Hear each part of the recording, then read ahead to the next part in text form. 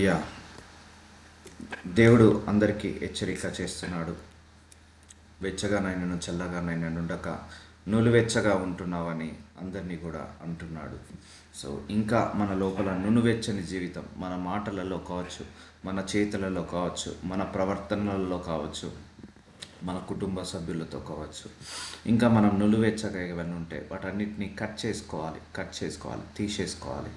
So ఇక్కడ చూసినట్టుగా సగమేమో వేడిగా సగమేమో చల్లగా, ఇక్కడ ఈ మనం పిక్చర్లో చూసినట్టుగా లూక్వామ్ అలా కాకుండా ఒకవైపే ఉండాలి. మనం సగం అటు సగం ఇటు కాకుండా ఒకవైపే ఉండాలి. సో అలా ఒకవైపు ఉన్న వాళ్ళని దేవుడు ఘనంగా ఆశీర్వదిస్తాడు. దేవుడికి ద్విమనస్కులు అంటే ఇష్టం ఉండదండి. దేవుడికి రెండు క్యారెక్టర్లు అంటే ఇష్టం ఉండదు. రెండు నాలుకల మనుషులు అంటే ఇష్టం ఉండదు దేవుడికి.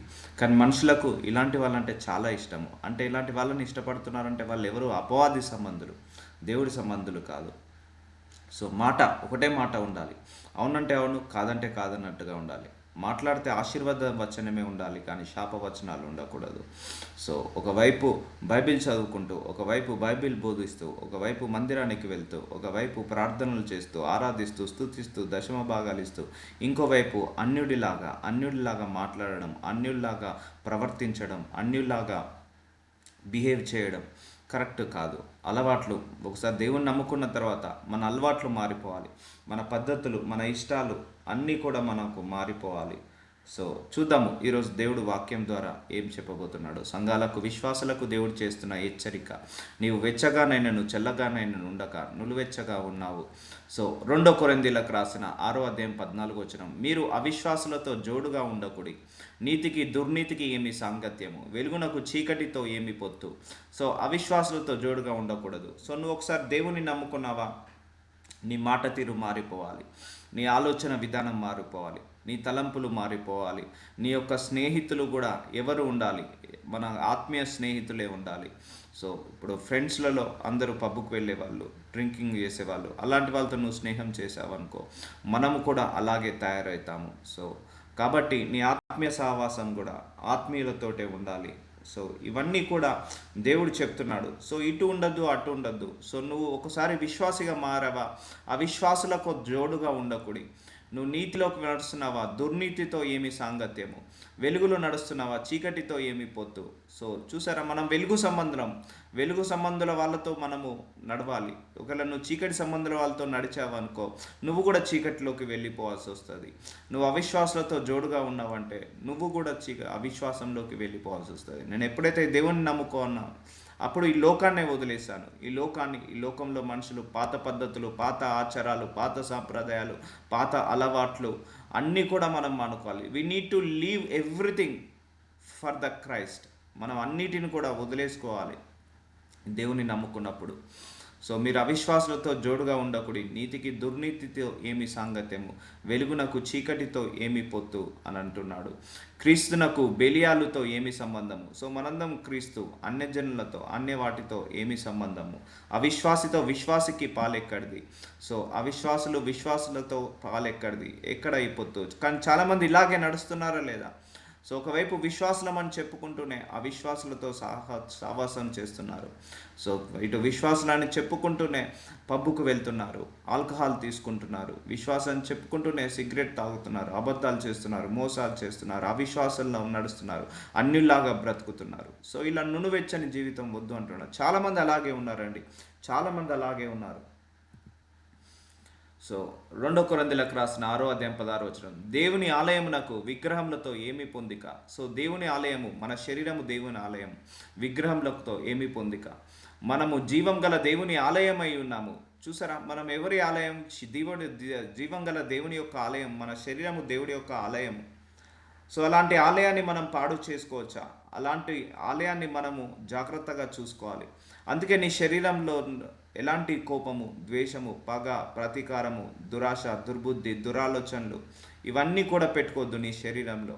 నీ శరీరంలో ఎలాంటి అపవిత్ర కార్యాలు ఉండొద్దు. సో లిక్కర్తో నింపడం, సిగరెట్ స్మోకింగ్తో, గుట్కాలతో శరీరాన్ని పాడు చేయడం కరెక్ట్ కాదు. మన శరీరము దేవుడి యొక్క ఆలయము, అందుకే ఎప్పుడు కూడా పరిశుద్ధంగా ఉంచుకోవాలి, శరీరాన్ని పవిత్రంగా ఉంచుకోవాలి. మన శరీరాన్ని నాశనం చేసేది ఏది కూడా మనము తాకద్దు, ఏది కూడా మనం ముట్టద్దు. అందుకే దేవుని ఆలయం నాకు విగ్రహములతో ఏమి పొందిక, మనము జీవము గల దేవుని ఆలయమై ఉన్నాము. అందుకు దేవుడు ఇలాగు సెలవిచ్చుచున్నాడు, నేను వారిలో నివసించి సంచరింతును. చూసారా, మన లోపల ఎవరున్నారు? ఈ లోకాన్ని జయించిన వీరుడున్నాడు, ధీరుడున్నాడు, శూరుడున్నాడు. మన లోపల ఒక పరిశుద్ధుడున్నాడు, పవిత్రుడున్నాడు, నీతిమంతుడున్నాడు.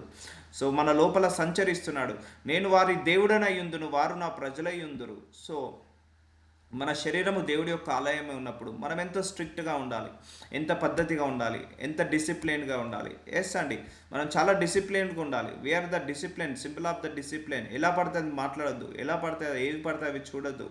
ఎందుకంటే మన లోపల ఒకరు ఉన్నారు, మానిటర్ చేస్తున్నాడు. మన లోపల ఆలోచనలు కూడా ఆయనకు తెలుసు, మన లోపల మనస్తత్వం ఏంటిదో తెలుసు. నువ్వు దేని గురించి బాధపడుతున్నావు నువ్వు దేవుడికి చెప్పాల్సిన అవసరం లేదు, ఆయన బయట లేడు, నీ లోపలనే ఉన్నాడు.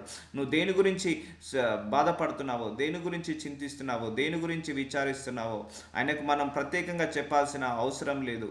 ఆయన బయట లేడు, మన లోపలనే ఉన్నాడు. సో మన శరీర లోపంలో ఉన్నాడు కాబట్టి మనము జాగ్రత్తగా కాపాడుకోవాలి మన శరీరాన్ని. అపవిత్రపరిచే ఏది కూడా మనం ముట్టద్దు, అపవిత్రపరిచేది ఏది కూడా మనం మాట్లాడొద్దు, మనం మలినం అయిపోతాము. సో కాబట్టి మన శరీరము we all are belongs to Jesus Christ. అందుకే చెప్పాను కదా, నీవు నా సొత్తు అంటాడు దేవుడు. నీవు నా సొత్తు అంటే అర్థం ఏంటి చెప్పండి? కంప్లీట్ యువర్ ఈజ్ మైన్, కంప్లీట్గా 100% యువర్ ఈజ్ మైన్ అంటాడు. నువ్వు నా సొత్తువి, 100% నీవే నా సొత్తు అని అంటాడు దేవుడు. సో అట్లా 100% 100% మనము అటెన్షన్ ఇస్తున్నాము ఆ దేవుడికి. సగం లోకం సగము బయట. సో అలా కాదండి, అలా ఉండదు ఎప్పుడు కూడా. సో మనందరం కూడా మాడిఫై అయిపోవాలి. Yes, I'm seeing that few good people also there. దేవుడు అంటే పడి చచ్చే వాళ్ళు ఉన్నారు, దేవుడు అంటే చాలా ప్రేమించే వాళ్ళు ఉన్నారు, ఆప్యాయత కలిగి ఉండే వాళ్ళు, దేవుడు అంటే ఆత్మీయత కలిగే వాళ్ళు ఉన్నారు. చాలామంది ఉన్నారు. ఇటు పీపుల్ ఉన్నారు, అటు పీపుల్ ఉన్నారు. అయితే నునువెచ్చగా ఉన్న వాళ్ళను ఉన్నారు, ప్లస్ నునువెచ్చగా ఉన్న వాళ్ళను ఉన్నారు. So there are good people are there are fake people also there. So this sermon is belongs to fake people, fake believers. So అందుకే once you started believing the Christ, నీ వే ఆఫ్ థింకింగ్ మారిపోవాలి. నీ ఆలోచించే విధానం, నీ మాట్లాడే విధానము, నీ పాత సాంప్రదాయాలు, ఆచారాలు అన్నీ కూడా లెఫ్ట్ ఓవర్ చేయాలి, వదిలేసేయాలి. నునువెచ్చగా ఉండకూడదు, కంప్లీట్గా వెలుగులోకి నడవాలి, కంప్లీట్గా నీతిలోకి నడవాలి, కంప్లీట్గా పరిశుద్ధతలోకి నడవాలి, కంప్లీట్గా పవిత్రతలోకి నడవాలి, కంప్లీట్గా దైవతత్వంతో, దైవ మార్గాలతో నడవాలి. You need to leave everything in this world. ఆ యొక్క ఈ లోకాశ, నేత్రపు, జీవడంబలు అన్నీ వదిలేసి దేవుణ్ణి పట్టుకో, దేవుణ్ణే వెంబడించు, డబ్బును వెంబడించకు, దేవుణ్ణే వెంబడించు. ఎన్ని కష్టాలు వచ్చినా కూడా దేవుణ్ణే వెంబడించు. అది జీవ మార్గం, వెలుగులోకి నడిపిస్తుంది. ఒక కాలు ఒక పడవ మీద, ఇంకో పడవ మీద వేయకూడదు. ఒక కాలేమో పరలోకం వైపు వేస్తున్నారు, ఒక కాలేమో నరకం వైపు వేస్తున్నారు. సో అది తగినది కాదు, సో అది మంచిది కాదు. నేను వారు దేవుడనై ఉందును, వారు ప్రజలై ఉందురు. సో గొప్ప ధన్యత అండి ఈ దేవుడు, మనకు దేవుడే ఉండడం గొప్ప ధన్యత. 800 కోట్ల జనాభాలో కొంతమంది కోట్లే నమ్ముకుంటున్నారు, మిగిలిన చాలామంది కోట్ల జనాభా ఈ దేవుణ్ణి నమ్ముకోలేకపోతున్నారు. సో మనం నమ్ముకుంటున్నాం, కానీ నమ్ముకున్న వాళ్ళు కూడా కరెక్ట్గా ఉంటున్నారా? అదే దేవుడు అంటున్నాడు, నమ్ముకున్న వాళ్ళు కూడా సరిగా ఉండకపోతే ఎలా?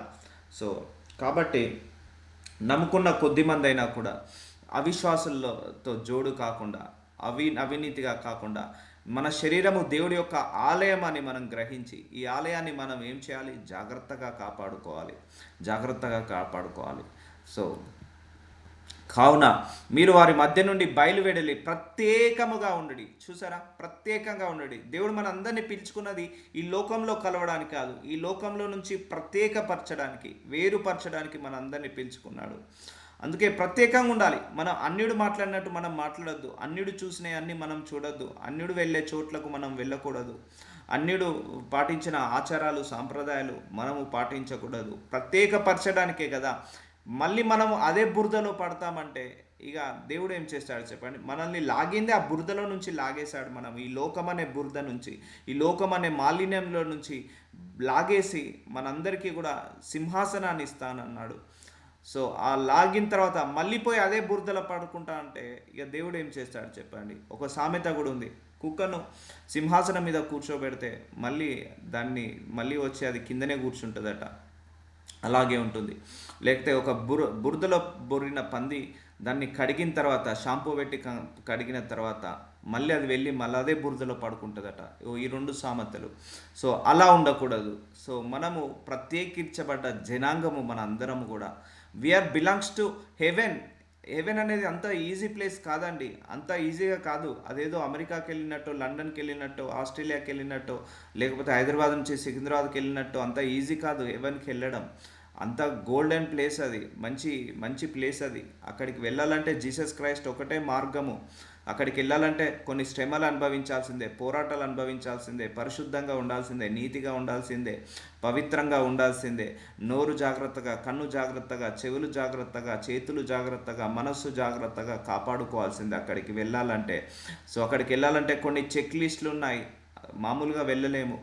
సో ఆ నిత్యలోక రాజ్యానికి వెళ్ళడానికి మనము సరియైన వారసులుగా ఉండాలి, సరియైన చెక్ లిస్ట్లో అర్హతలు గలగా ఉండాలి. సో కావున వీరు మధ్య నుండి బయలుదేరి వేడలి ప్రత్యేకంగా ఉండాలి. ప్రత్యేకంగా ఉంటున్నామా, మళ్ళీ అదే బురదలో కలుస్తున్నారు, మరి అదే ఆచారం.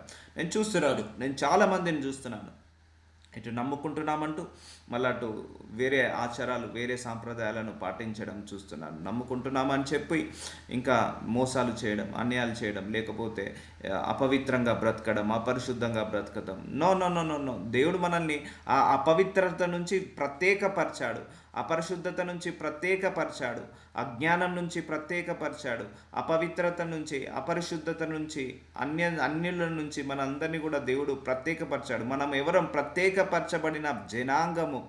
ప్రత్యేకపరచబడిన జనాంగము. అపవిత్రమైన దానిని ముట్టకూడని ప్రభువు చెప్పుచున్నాడు. చూసారా, నేను కాదు, ప్రభువు చెప్పుచున్నాడట. అపవిత్రమైన దానిని ముట్టకు అంటున్నాడు దానిని. సో ఇలా లూకువాముగా ఉండొద్దు. సో రెండింతల అటో కాలు పడవ, ఇటో కాలు పడవ, ఇటో పడవ మీద కాలు, అటో కాలు మీద పడవ, అటో కాసేపు చీకట్లో కాసేపు వెలుగులో. No no no no no. Don't go that way, don't go that way. అపవిత్రమైన దానిని ముట్టకూడదు. ఒకటే గుర్తు చేసుకోండి, ఈ లోకాన్ని జయించిన వీరుడు, ధీరుడు, శూరుడు దేవుడు మన శరీరంలోనే ఉన్నాడు. సో జాగ్రత్తగా ఉండాలి. మన శరీరము దేవుడి యొక్క ఆలయం కాబట్టి పరిశుద్ధంగా ఉంచుకోవాలి, ఎప్పుడైనా కూడా పవిత్రంగా ఉంచుకోవాలి. సో అందుకే లూక్వామ్ వద్దు. చాలామంది మందిరానికి వెళ్తారు, మళ్ళీ బయటికి రాగానే అట్మాస్ఫియర్ మారద్దు. మన మందిరంలో ఏ అట్మాస్ఫియర్లో ఉంటామో, ఏ ఎన్విరాన్మెంట్లో ఉంటామో అదే ఎన్విరాన్మెంట్లో మనం ఇక్కడ కూడా ఉండాలి. మనం ఒక దీక్షలో ఉన్నట్టుగా ఉండాలి, ఒక మాలలో ఉన్నట్టుగా ఉండాలి. ఇప్పుడు దీక్షలో ఉన్న వాళ్ళు ఎలా ఉంటారు? వాళ్ళు సినిమాలు చూడరు. దీక్షలో ఉన్న వాళ్ళు ఎలా ఉంటారు? అబద్ధాలు ఆడరు. వాళ్ళు మార్నింగ్ లేచి ప్రేయర్లు చేసుకుంటారు. సో అలాగే మనం కూడా ఒక దీక్షలో ఉన్నట్టుగా, ఏసయ్య దీక్షలో ఉన్నట్టుగా మనం ఉండాలి. అంటే దీక్ష అంటే ఏంటిది? నిష్ఠత అంటారు. సో నిష్ఠగా ఉండాలి, దేవుడి విషయంలో చాలా నిష్ఠగా ఉండాలి. అంటే ఓన్లీ స్నానం చేసి అలా నిష్ఠ కాదు, మనసు నిష్ఠగా ఉండాలి, మన ఆలోచనలు నిష్ఠగా ఉండాలి, మన బుద్ధి, మన ఆలోచనలు నిష్ఠగా ఉండాలి. సో కాబట్టి అపవిత్రమైన దానిని ముట్టకూడదు. మనము ఎవరము? దేవుడి యొక్క ఆలయము. రెండోది ఏంటిది? మనల్ని అందరినీ కూడా దేవుడు ప్రత్యేకపరిచాడు. మళ్ళీ అదే బురదలో పడుకుంటా అంటే మాత్రం ఇక దేవుడు కూడా ఏం చేయలేడు.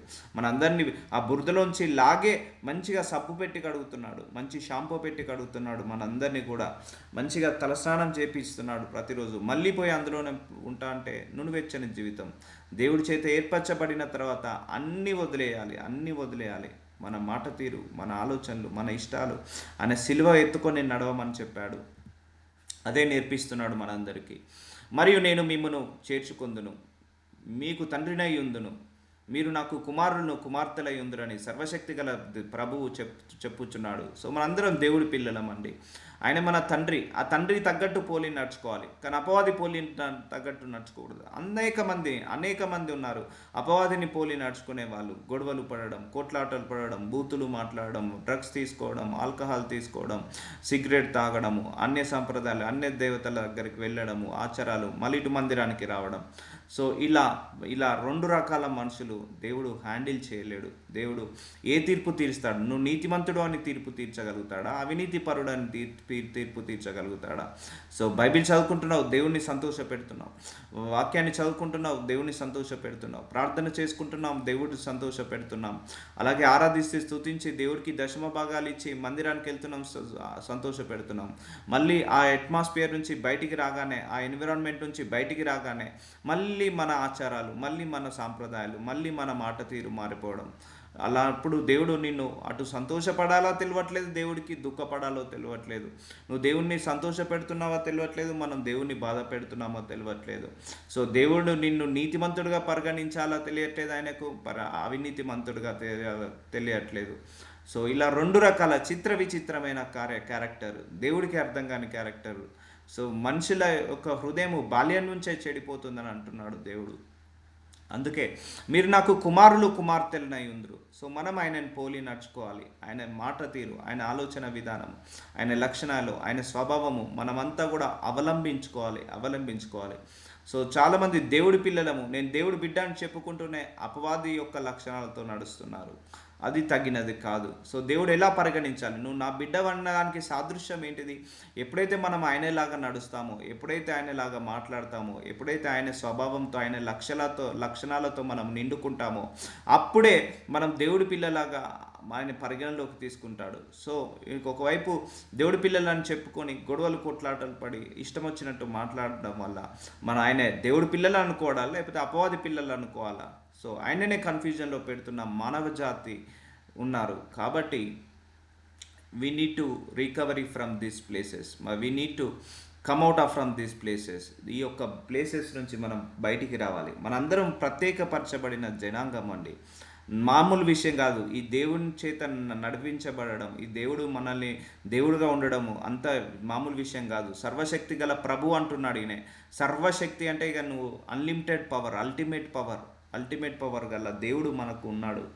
సో ఇలాంటి దేవుడితో నడుస్తున్నప్పుడు ఎందుకు అవిశ్వాసులతో జోడి, ఇంకా ఎందుకు అవిశ్వాసంలో నడవడము అని చెప్తున్నాడు.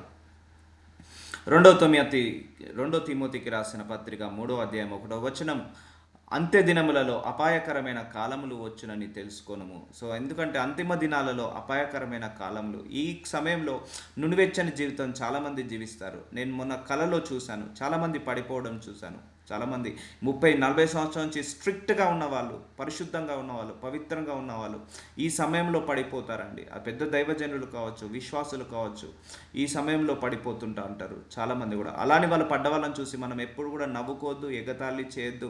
అయ్యో ఒక విశ్వాసి అయ్యండి అలా చేశాడా, లేకపోతే ఒక అన్యజనుడు అయ్యండి ఇలా చేశాడా, లేకపోతే ఒక దైవజనుడు అయ్యండి అలా చేశాడా అని మనం ఎప్పుడు అనుకోవద్దు. ఎందుకంటే ఈ అంతిమ దినాలలో నెగిటివ్ ఫోర్సెస్ ఎక్కువగా ఉంటుంది. మన చుట్టూ నెగిటివ్ ఫోర్సెస్, పాజిటివ్ 1% ఉంటే నెగిటివ్ 99% ఉంటుంది. ఈ అంతిమ దినాలలో ఎక్కువగా నెగిటివ్ ఫోర్సెస్ ఉంటుంది. సో కప్పివేస్తుంటుంది ఆ నెగిటివ్ ఫోర్సెస్ని.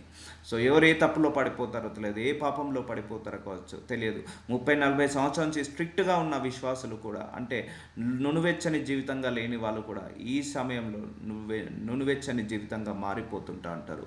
ఎందుకంటే అంత్య దినములలో అపాయకరమైన కాలములు వచ్చినని తెలుసుకొనము.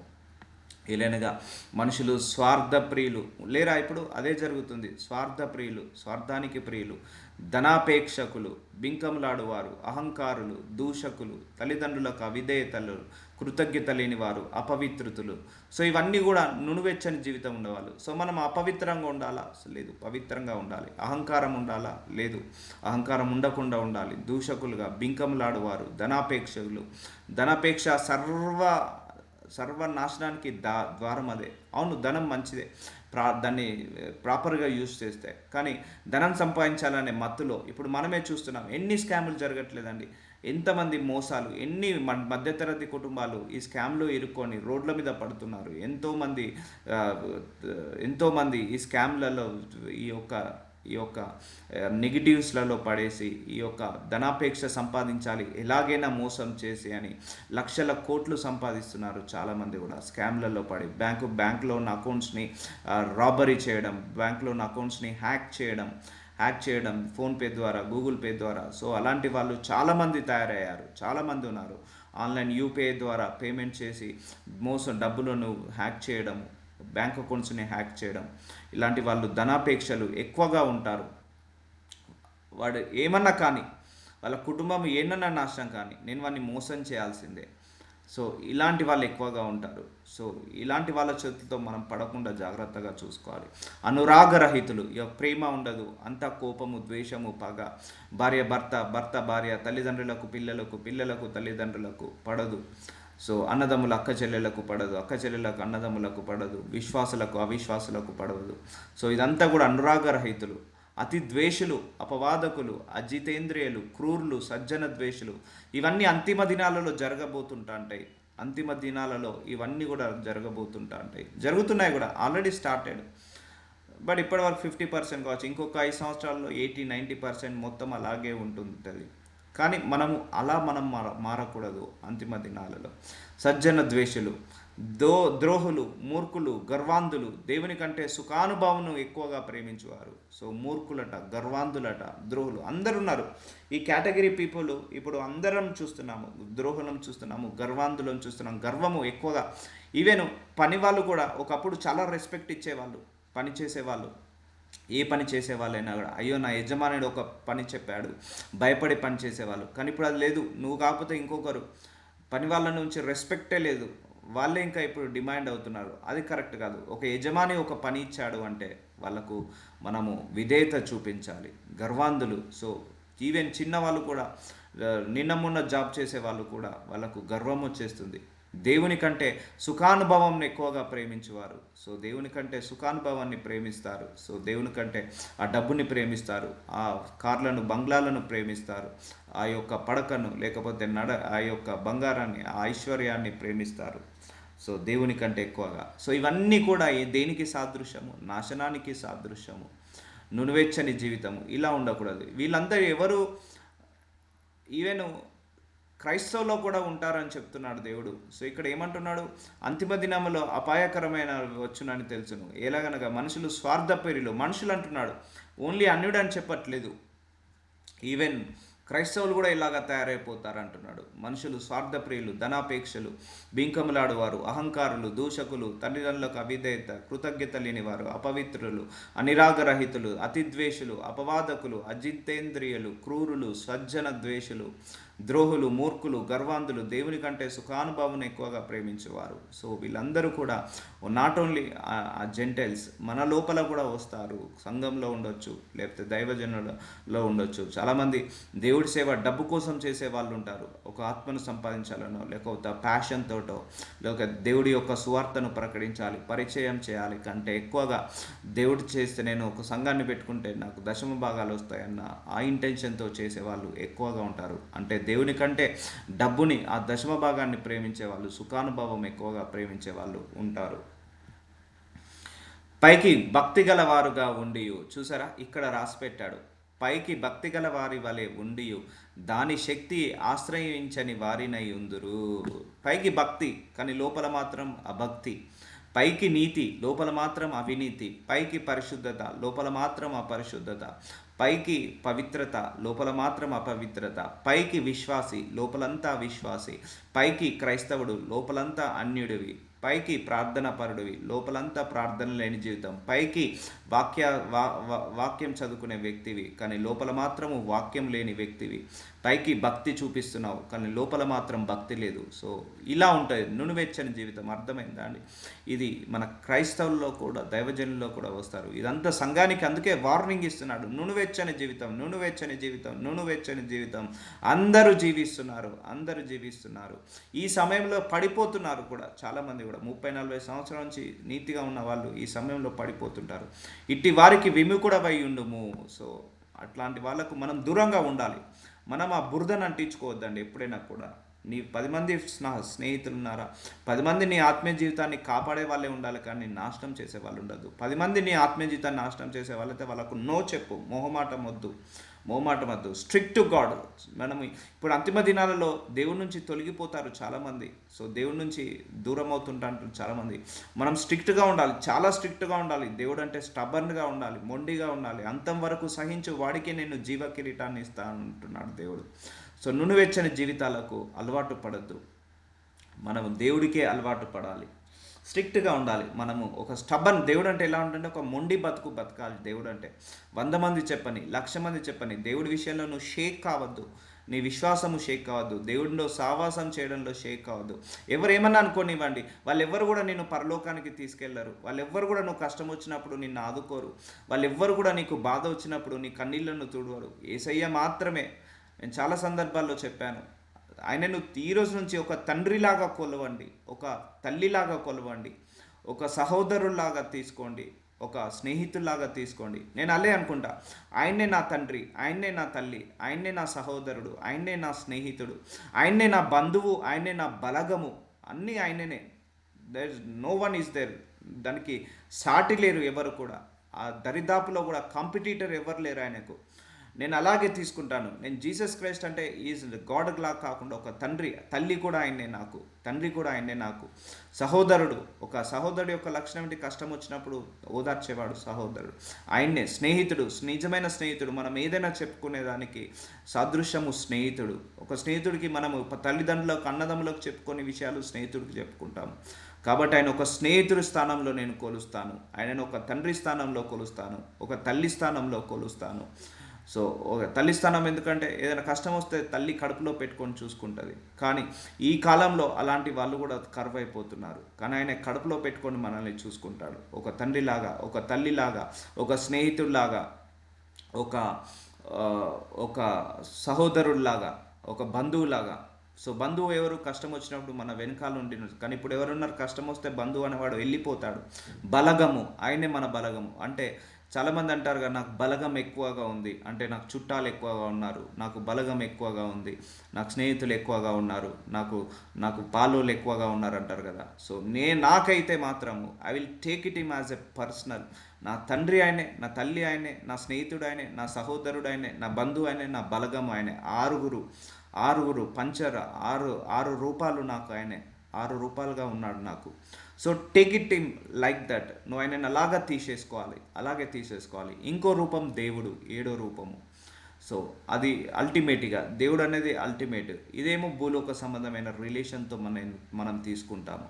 దేవుడు అనేది ఇక ప్రత్యేకమైన స్థానము, ఆయనకు మనకు మిస్ మ్యాచ్. సో ఇన్ని రకాలుగా మనల్ని ఆదరిస్తున్నాడు. సో ఇట్టి వారికి విముఖుడవై యుండుము. సో దూరం ఉండు. సో దగ్గరగా, దేవుడికి దగ్గరగా. ఇలాంటి వాళ్ళు ఉన్నారు లోకంలో. సో దేవుడికి దగ్గరగా అవసరం లేదు, 100 మంది నీకు ఉండాల్సిన అవసరం లేదు. ఒక్కడైనా కూడా ఆత్మీయులు ఉన్నా చాలు. అలానే అందరితో గొడవలు పెట్టుకొని, మీరు కొట్లాటలు పెట్టుకొని వేరుకమ్మని నేను చెప్పట్లేదు. సో ఇటు వారికి విముఖుడవై ఉండము. పాపభరితులైన నానా విధములైన దురాశ వల్ల నడిపింపబడతారు. They are filled with the lust, they will be filled with the envying. So కోపంతో నిండుకొని ఉంటారు, అసూయతో నిండుకొని ఉంటారు, ద్వేషంతో నిండుకొని ఉంటారు, స్వార్థంతో నిండుకుంటారు, ధనాపేక్షతో నిండుకొని ఉంటారు. సో అపరిశుద్ధతో, కామంతో నిండుకొని ఉంటారు, క్రోధంతో నిండుకొని ఉంటారు. మనిషి మొత్తం అదే ఉంటుందండి. ఒకసారి స్కానింగ్ చేస్తే బీపీ, షుగర్, థైరాయిడ్, కొలెస్ట్రాల్ ఎలాగైతే కనపడుతుందో, మనము ఒకసారి నా ఆత్మీయ నేత్రాలు ఆపరేట్ చేశానంటే, మనిషి మొత్తం స్కానింగ్ చేస్తే తల నుంచి అరికాళ్ళ వరకు ఈ లక్షణాలతో మనిషి నిండుకొని ఉన్నాడు. పాపభరితమైన నానా విధములైన దురాశల వలన నడిపింపబడి ఎల్లప్పుడూ నేర్చుకొనుచున్నాను. సత్య విషయమైన అనుభవ జ్ఞానమును ఎప్పుడునూ పొందలేని అవివేక స్త్రీల యొక్క ఇండ్లలో చొచ్చి వారిని చెరపట్టుకొని పోవారి వీరిలో చేరిన వారు. సో సత్యాన్ని నడుస్తూనే అపవిత్రతలు చేస్తుంటా అంటారు. సో ఇలా ఉండకూడదు మనము అన్నీ కూడా.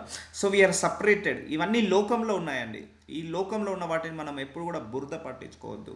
సో నన్ను కూడా చాలామంది అంటూ అంటారు, నువ్వు కూడా పాలిటిక్స్ ఆడొచ్చు కదా, నువ్వు కూడా ఇలా ఉండొచ్చు కదా, ఎందుకు అంత నీతిగా ఉండడం, అంత నిజాయితీగా ఉండడం. సో అది వద్దు, నాకు వద్దు. నాకు ఆ ప్రమోషన్ లేకపోయినా పర్లేదు, నాకు ఆ పాలిటిక్స్ వద్దు, నాకు ఆ వేస్ట్ జీవితం వద్దు. అబద్ధలాడి, మోసలాడి, వాని మీద చాడీలు చెప్పి, వీని మీద పాలిటిక్స్ ఆడి.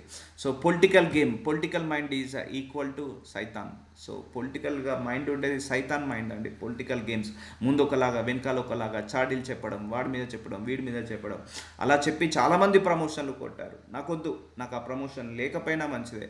నాకు నా ఆత్మీయత ఇంపార్టెంట్, నా ఆత్మ సావాసం ఇంపార్టెంట్. మా అంటే ఒక 10,000, నీకు నాకు ఒక 10,000 నెలకు తక్కువ వస్తుందేమో, దట్స్ ఓకే. నేను ఖర్చులు తగ్గించుకుంటాను, దట్స్ ఓకే. నన్ను కంట్రోల్ చేసుకుంటాను. అంతేకాని నాకు ఆ ప్రమోషన్ కోసము నేను అబద్ధాలాడి, వారి మీద చాడీలు చెప్పి, వీళ్ళ మీద చాలు చెప్పి నేను అన్యాయస్తుడయి నా దేవుడి దృష్టికి నేను తగ్గకూడదు.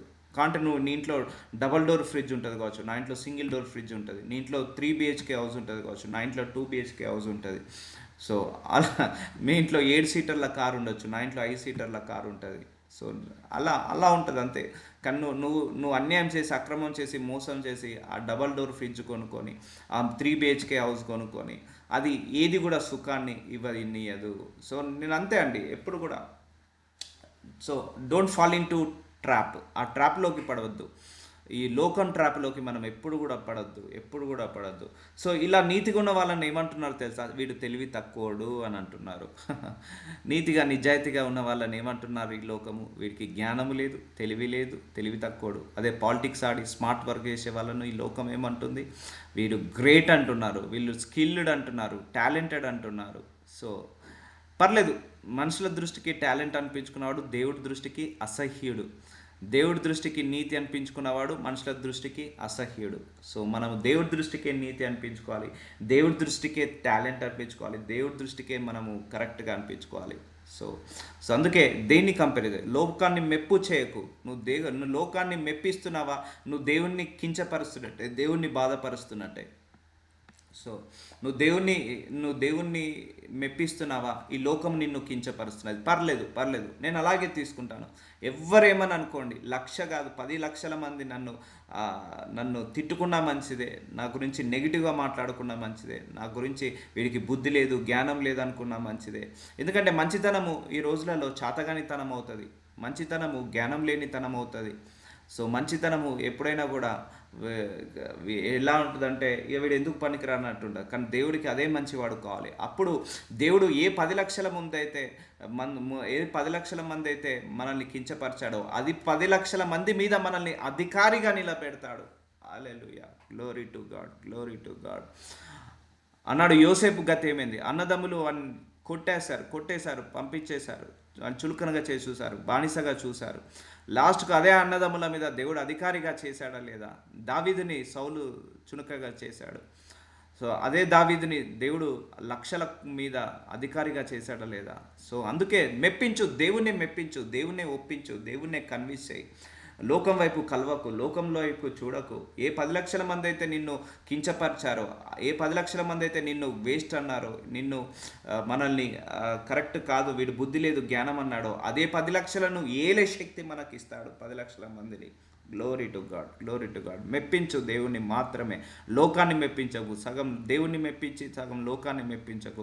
2 తీర్ల నాలుకలు వద్దు, ఖండితంగా ఉండాలి. మన నాలుక ఒక ఫైర్ లాగా ఉండాలి. మాట్లాడితే అయితే ఇటన్నా మాట్లాడాలి, అయితే అటన్నా మాట్లాడాలి. 2 నాలుకలు వద్దు, అబద్ధపు నాలుకలు వద్దు.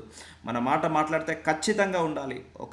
ఒక గొడ్డలి తీసుకొని మనం చెట్టు నరికితే అటో ముక్క పడుతుంది కదా, మనం మాట్లాడే మాట కూడా అలా ఖండితంగా ఉండాలి, ఫైర్గా ఉండాలి. సత్యం ఉండాలి, అందులో సత్యం ఉండాలి. అబద్ధాలు ఆడే వాళ్ళు ఎలా మాట్లాడతారండి? స్మూత్గా మాట్లాడతారు, సెన్సిటివ్గా మాట్లాడతారు. కానీ నిజం మాట్లాడేవాడు ఎప్పుడైనా కూడా ఖండితంగా మాట్లాడతాడు, సూటిగా స్పష్టంగా మాట్లాడతాడు. కొంచెం మాట కరుకులాగా ఉంటుంది, కానీ వాళ్ళ మనసు చాలా బాగుంటుంది. సో చెరపట్టి పోవురు వారు వీరిలోని చేరిన వారు. సో మన లోపలనే చేరుతారు అంటున్నారు. ఎంబ్రే అను వారు మోషేని ఎదిరించినట్టు వీరును చెడి మనస్సు కలిగి విశ్వాస విషయములలో భ్రష్టులై సత్యమును ఎదిరింతురు. సో విశ్వాస విషయంలో మోషేని ఆ రోజు కూడా అందరూ ఎదిరించారు. సో అందరూ కూడా ఆ రోజు మోషేని ఎదిరించారు. ఇటు విశ్వాసంలో దేవుని నడుస్తున్న దైవజనుని మీద తిరగబడ్డారు. విశ్వాసం నుంచి సత్య విషయమై భ్రష్టులై సత్యమును ఎదిరించరు. సత్యాన్ని ఎదిరించద్దు ఎప్పుడు కూడా. సత్యమే ఎప్పుడైనా కూడా.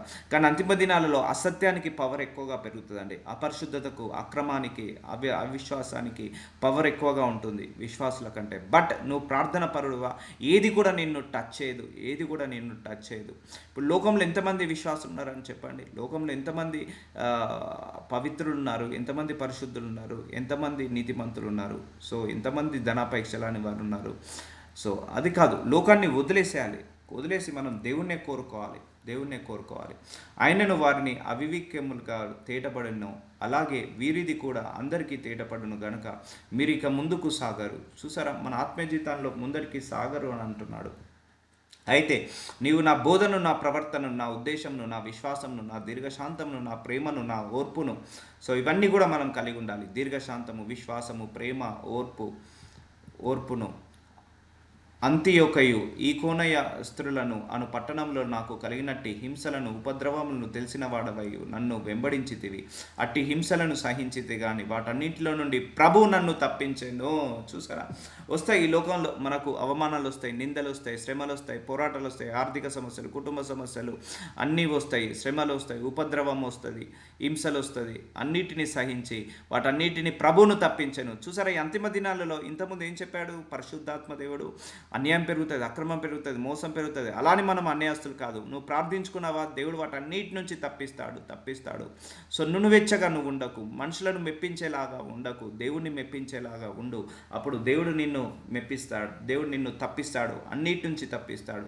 ఇప్పుడు చాలామంది ఎందుకు తప్పించలేకపోతున్నాడు దేవుడు కొంతమందిని? ఎందుకంటే వాళ్ళు అటు ఉంటున్నారు, ఇటు ఉంటున్నారు. అటు ఇటు ఉన్న వాళ్ళు ఎటు కాకుండా పోతారు. నిజంగా చెప్తున్నా, ఇది ఒక సామెత ఉంది, అటు కాని వాళ్ళు ఇటు కాని వాళ్ళు ఎటు కాకుండా పోతారు. రెండు నాలుకల మనుషులు, రెండు తలంపుల మనుషులు, రెండు ఆలోచనల మనుషులు ఎటు కాకుండా పోతారు. సో ప్రభువు నిన్ను తప్పిస్తాడండి దేవుడు, నమ్మకమైన దేవుడు. క్రీస్తు యేసునందు సద్భక్తితో బ్రతకను ఉద్దేశించి వారందరూ హింస పొందుదురు. వస్తాయి, మనం దేవుడితో నమ్మకంగా నడుస్తున్నప్పుడు శ్రమలు వస్తాయి, పోరాటాలు వస్తాయి, మనకు వ్యతిరేకత నడుస్తుంది, మనకు రావాల్సిన ప్రమోషన్లు దేవుని నమ్ముకున్నామని వేరే వాళ్ళకి వస్తాయి, మనకు రావాల్సిన బెనిఫిట్స్ దేవుని నమ్ముకున్నామని వేరే అయినా పర్లేదు. మనం ఈ లోకంలో ఉన్న ప్రమోషన్ కోసం దేవుని నమ్మట్లేదు, ఈ లోకంలో ఉన్న బెనిఫిట్స్ కోసం మనం దేవుని నమ్మట్లేదు. మనందరం పరలోకానికి వెళ్తాము ఈ దేవుని నమ్ముకున్నందుకు. ఆ రోజు మనం తృప్తిగా ఉంటాము, ఆ రోజు మనం అందరం సంతోషంగా ఉంటాము. ఇప్పుడు ఎవరైతే హింస పెడుతున్నారో, ఎవరైతే ఏం చేస్తున్నారో, ఒకరోజు వాళ్ళందరూ కూడా పశ్చాత్తాపడతారు. అయ్యో, యుగ యుగములు పశ్చాత్తాపడతారు. అయ్యో, ఈ దేవుడిని నేను ఎందుకు నమ్ముకోలేదే, నమ్ముకున్న వాళ్ళని నేను ఎందుకు హింసించానే, ఈ దేవుడిని నేను నమ్ముకొని నేను పరలోకానికి వెళ్ళాల్సి ఉండే అని యుగ యుగముల వరకు పశ్చాత్తాపడే రోజు వస్తుంది. కాబట్టి నునువెచ్చని జీవితంగా బ్రతకకు, దేవుడి కోసం రోషం కలిగి, ఎస్ నాకు దేవుడే కావాలి, నేను దేవుడినే వెతుకుతాను, నాకు 100 మంది చుట్టాలు అవసరం లేదు, నా దేవుడే నా చుట్టము, నాకు బలగం అవసరం లేదు, నా దేవుడే బలగము, నాకు ఎవరు స్నేహితులు ఉన్నా లేకపోయినా నా దేవుడే స్నేహితుడు. అలానే ఉన్న వాళ్ళను చెడగొట్టుకోకండి అని చెప్పట్లేదు. సో నీ ఆత్మ జీవితాన్ని మెరుగుపరిచే వాళ్ళు ఎవరైనా కూడా, మనందరం ఆత్మీయులం. సో మన సహవాసం చాలా గొప్పదండి, మనందరి సహవాసం చాలా గొప్పది. మనందరం దేవుడి వాక్యంలో ఎదుగుతున్నాము, ఆయన సత్యంలోకి ఎదుగుతున్నాం, ప్రార్థనలు చేసుకుంటున్నాం. మన సహవాసం రైట్ రిలేషన్. సో దీంట్లో ఏ ఒక్కరు కూడా అపవిత్రత లేదు. మనందరం కూడా మంచిగా దేవుడి వాక్యాలను ప్రతిరోజు ధ్యానించుకుంటున్నాం. అయితే దుర్జనులను, వంచకులను, ఇతరులను మోసపరచు, తామును మోసపోవచ్చు, ఇంతకంతకు చెడిపోవద్దురు. సో అంతిమ దినాలలో ఇవన్నీ జరుగుతూ ఉంటాయి. మోసగాళ్ళు తయారవుతారు. అలానే మనం మోసగాళ్ళం కావద్దు. దుర్జనులు, సో చెడు వ్యక్తులు, వంచకులు అంటే అన్యాయం చేసేవారు, మోసపరచచ్చు, తామును మోసపోవచ్చు, ఇంతకంతకు చెడిపోదురు, అంతకంతకు చెడిపోతుంటా అంటారు. సో మనము అలా ఉండద్దు. సగం దేవుని నమ్ముకొని సగం చెడిపోవద్దు, సగం దేవుని నమ్ముకొని మోసంలో పడవద్దు, మోసం చేయొద్దు కూడా. సో అందుకే దేవుడు ఎప్పుడు నిన్ను తప్పిస్తాడు? నువ్వు దేవుడితో కూర్చున్నప్పుడు తప్పిస్తాడు, దేవుడితో సావాసం చేసినప్పుడు ప్రభు అన్ని కూడా తప్పిస్తాడు. క్రీస్తు యేసునందు ఉంచవలసిన విశ్వాసము ద్వారా రక్షణార్థమైన జ్ఞానము. దేవుడి మీద విశ్వాసం ఉంచావా, నీకు రక్షణ కలుగుతుంది, నీకు ఆనందము, సంతోషము కలుగుతుంది, ప్రతి అపాయం నుంచి ఆయన తప్పిస్తాడు. చాలామంది కూడా దేవుని వదిలేయడం చూశాను నేను. చాలామంది ఈ సమయంలో దేవుని, అయ్యో నాకు ఈ కష్టాలు ఎక్కువైపోతున్నాయి, ఈ దేవుని నమ్ముకుంటే ఇంకా ఎక్కువగా బాధలు అవుతున్నాయి, హింసలు వస్తున్నాయి అని వదిలేయడం చూశాను. విశ్వాసం ద్వారా జ్ఞానము నీకు కలిగించుటకు శక్తిగల పరిశుద్ధ లేఖనములు బాల్యం నుండి నీ వెరుగుదువు కనుక నీవు నేర్చుకొని రూఢి అని తెలుసుకున్నవి ఎవరి వలన నేర్చుకుంటేవో ఆ సంగతి తెలుసుకొని వాటి అందు నిలకడగా ఉండు. ఎవరి వల్ల నువ్వు నేర్చుకున్నావో, ఈ God with us global ministry ద్వారా నువ్వు ఎన్నో నేర్చుకున్నావు పాఠాలు. నిలకడగా ఉండు. కష్టం వచ్చినా, శ్రమ వచ్చినా, పోరాటం వచ్చినా, ఆర్థిక ఇబ్బందులు, మానసిక సమస్యలు వచ్చినా కూడా నిలకడగా ఉండు. ఈ అంతిమ దినాలలో చాలామంది కూడా నునువెచ్చని జీవితం గడుపుతారండి. పెద్ద దైవజనులు కూడా తప్పిపోవడం చూశాను. సో మనం ఎంత అలా ఉంటుంది, నెగిటివ్ ఫోర్సెస్ ఎక్కువ ఉంటుంది. బట్ ఎంత ఎక్కువగా ప్రార్థన చేసుకుంటే, అమ్మ గుర్తుపెట్టుకోండి, ఈ సమయంలో ఎక్కువగా ప్రార్థన చేయడం మీ కుటుంబానికి రక్షణ.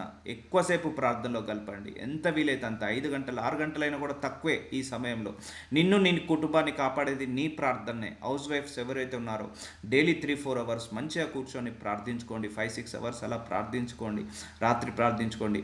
నీ ప్రార్థన నీ కుటుంబాన్ని రక్షిస్తుంది ఈ అంతిమ దినాలలో. సో మన ప్రార్థన మన కుటుంబాన్ని రక్షిస్తుంది.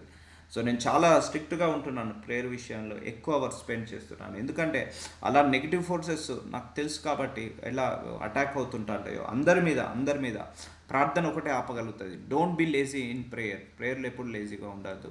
దైవజనుడు సన్నసిద్ధుడై ప్రతి సత్కార్యమునకు పూర్ణముగా సిద్ధపడి ఉండునట్లు దేవావేశం వలన కలిగిన ప్రతి లేఖమును ఉపదేశించుటకును ఒక దైవజనుడుగా నాకు ఒక అధికారాన్ని ఇచ్చాడు. ఈ ప్రతి ఉపదేశాన్ని ఏంటిది చెప్పడానికి, ఖండించడానికి. సో విశ్వాసులు ఇలా తయారవుతారు, దైవజనులు ఇలా తయారవుతారు. ఈవెన్ నేను కూడా అలా తయారు కాకుండా దేవుడు ముందుగానే హెచ్చరిస్తున్నాడు. అందరికీ కూడా సంఘాలకు ఖండించుటకును, తప్పుదిద్దుటకును, నీతి యందు శిక్ష చేయుటకును ప్రయోజనకరమై ఉన్నది.